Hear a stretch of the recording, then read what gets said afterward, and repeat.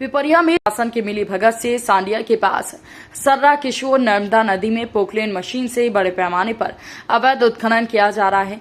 Mafia Narmada नदी सर्रा खदान से मशीनों से निरंतर उत्खनन कर रहे हैं। खनन माफिया और सभी अधिकारी मिलजुल कर काम कर रहे हैं और नदी पर अवैध रूप से मशीनों से उत्खनन कर रहे हैं। नर्मदा मैया की जय कहने वाले नेता केवल मंच पर ही उनकी जय जयकार करते हैं, लेकिन उसके बाद नर्मदा मैया और अन्य जीवनदायिनी नदियों का जो राक्षसी रूप से उत्खनन कर रहे हैं, उसके बाद जिला प्रशासन के अधिकारी तमाशा देख रहे हैं। 21 मई सन 2021 में होशंगाबाद जिला के बाबई तहसील में हमने तहसीलदार महोदय को ज्ञापन पत्र दिया। वह जो कि आमखेड़ी घाट पर नर्मदा जी का तीव्रता से जेसीबी पोकलेन मशीनों द्वारा अवैध रेत खनन किया जा रहा है, इस संदर्भ में, और हमने उनसे आग्रह किया कि यह अवैध खनन पूर्ण रूप से बंद हो। लेकिन आज दिनांक 31 मई सन 2021 तक उन्होंने अभी तक कोई कार्रवाई नहीं की। इस संदर्भ में नर्मदापुरम नाम रखने से क्या नर्मदा बच जाएगी? नर्मदापुरम की वाहवाही लूटने वाले खुद जब बड़ी बड़ी मशीनों से नर्मदा को छलनी कर रहे हैं, जहां पर्यावरण दिवस पर वृक्ष लगाकर पर्यावरण का अच्छा संदेश देने वाले खुद प्रकृति के दिए हुए पर्यावरण को बचाने का कितना प्रयास कर रहे हैं, ये सवाल है। और साथ ही साथ प्रदेश की जीवनदायिनी मां नर्मदा से मशीनों के द्वारा रेत का उत्खनन कैसा पर्यावरण संरक्षण है? इस तरह का रवैया अगर प्रशासन का चलता रहा तो निश्चित ही माफियों का उत्साह बुलंद होता रहेगा और जो हमारी जीवनदायिनी मां नर्मदा है वो दिन प्रतिदिन अपना अस्तित्व खोते रहेंगी। क्योंकि आज वर्तमान स्थिति में नर्मदा जी में हम हर जिलों की बात करें तो बहुत बड़े पैमाने पर रेत का खनन किया जा रहा है, और उसकी सूचना हेतु राष्ट्रीय रेवत सेवा भक्त मंडल के माध्यम से मैंने निरंतर 10 वर्षों में नर्मदा तट के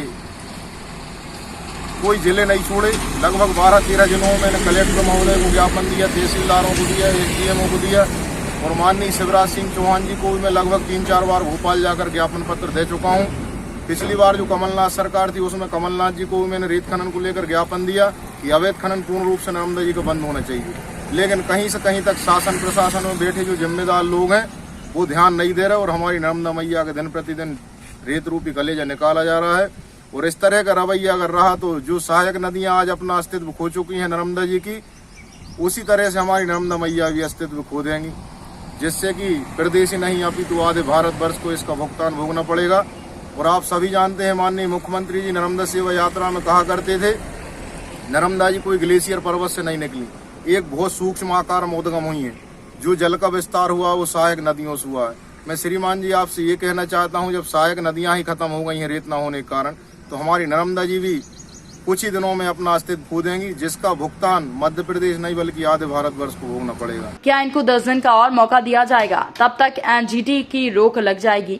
लगता तो ऐसा ही है। क्या चलता रहेगा ऐसा ही अवैध उत्खनन का कार्य, और क्या इन पर कार्रवाई होगी, ये देखने वाली बात होगी।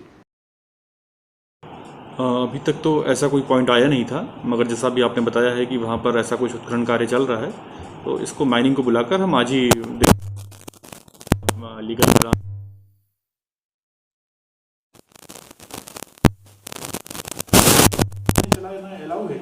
नहीं, बिल्कुल नहीं है। केवल वहाँ पर मैनुअल ही एक्सकेवेशन किया जा सकता है और मैकेनाइज्ड बिल्कुल नहीं किया जा सकता है। ये बहुत क्लियर है। ऐसा नहीं हो रहा है तो ये अगर ऐसा कहीं हो रहा है तो ये बिल्कुल गलत है और इस पर हम कार्रवाई कराएंगे।